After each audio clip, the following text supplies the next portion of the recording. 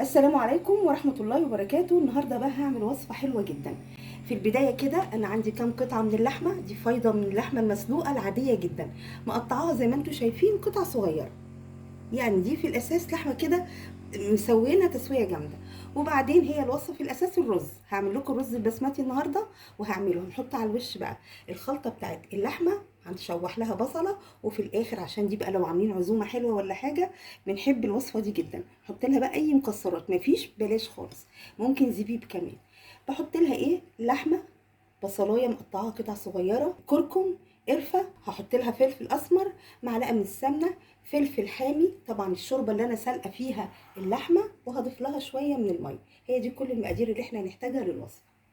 في البدايه بقى بدل ما نعمل المكسرات نشوحها لوحدها، فانا هعمل ايه؟ هديها تشويحه الاول مع السمنه، هنحطها على النار نديها زي تحميره، نديها كده تحميره تشويحه بسيطه.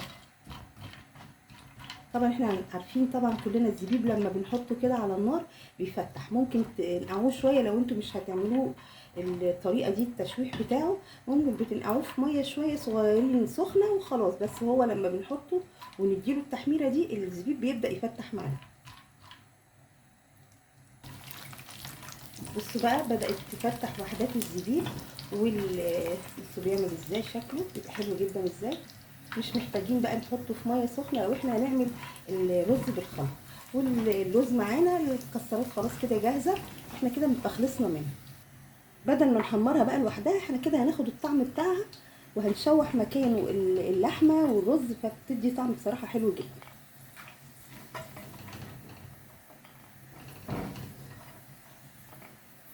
مكان بقى محمرنا المكسرات بننزل بقى باللحمه ونديها بس تشويحه، هنديها تحميره كده عشان تدي شكل حلو، وفي نفس الوقت كمان محمره. نحط معاها البصل،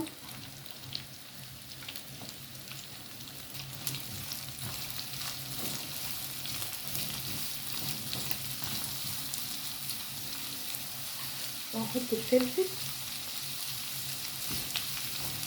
وهحط لها برضو التوابل.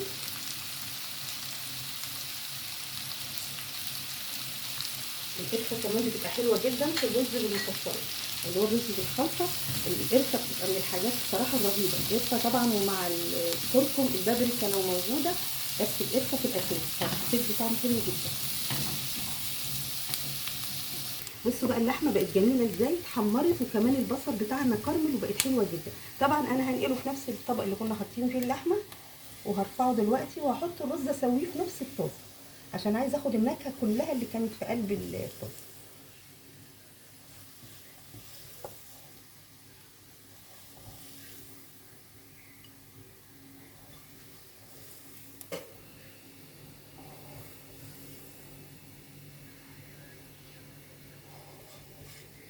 رشه بقى بسيطه خالص من الزيت، معلقه برده صغيره خالص من السمنه، وهنزل بقى بالرز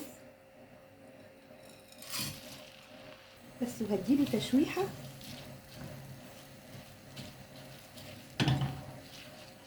تشويحه كده بسيطه. هحط له بقى دلوقتي برده كركم، وهحط قرفه، واحط ملح. احط كده الكركم والقرفه، ونحط بقى الملح،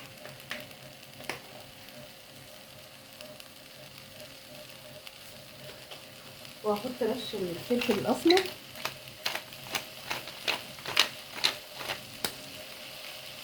اقلب بقى كده، لو حاسين ان هو عايز كركم تاني، لو انتوا بتحبوا اللون الاصفر عالي شويه فممكن تحطوا له برده رشه من الكركم كده.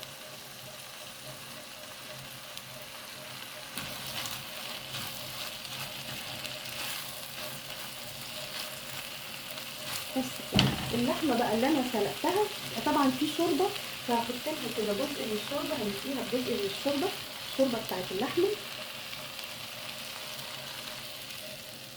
حتى لو فيها جزر بصل كله منزله، بيدي طعم بصراحه حلو. وهكمل بقى الميه بتاعتنا عادي لغايه ما نغطي بس الرز. طبعا انتوا عارفين الرز البسمتي بياخد شويه ميه عن الرز العادي، بس ده بيتعامل بصراحه معامله الرز اللي هو العادي. بقى انا بعمله زي ما انتوا شايفين بالشكل ده، باخد سنتي كده من بعد الرز لو حسيت بقى ان هو لما بنيجي نقلبه اول ما يبدا يتشرب محتاج تاني شويه من الشوربه او الميه، بنرشرش بس لغايه ما نحس ان هو خلاص الرز بتاعنا استوى. شايفين الرز بتاعنا طالع حلو ازاي؟ بصوا حلو جدا. بصوا كمان السوا بتاعه روعه. بصوا منتهى الجمال. هنغرفه بقى كده، نحطه في طبق التقديم اللي بقى كده ايه، نغرفه مع بعض وهنحط كمان عليه اللحمه اللي احنا حمرناها مع بعض في منتهى الجمال.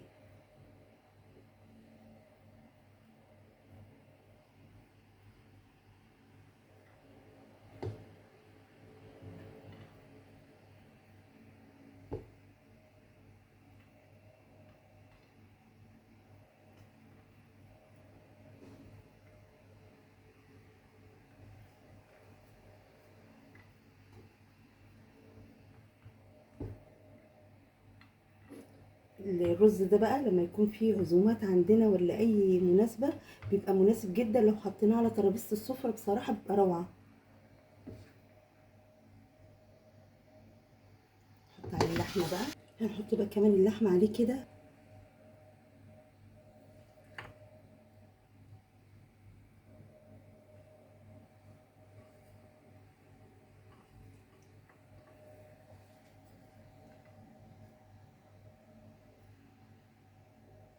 وهنحط برده كده على الوش يعني مكسرات كده، يعني بتحطها بقى بشكل عشوائي زي ما انتوا حابين. الكميه بقى اللي انتوا عايزين تحطوها حطوها. بصوا بقى حلو جدا.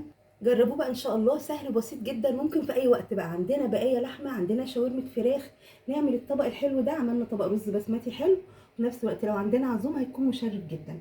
ارجو انه يعجبكم باذن الله، واشوفكم على خير. السلام عليكم ورحمه الله وبركاته.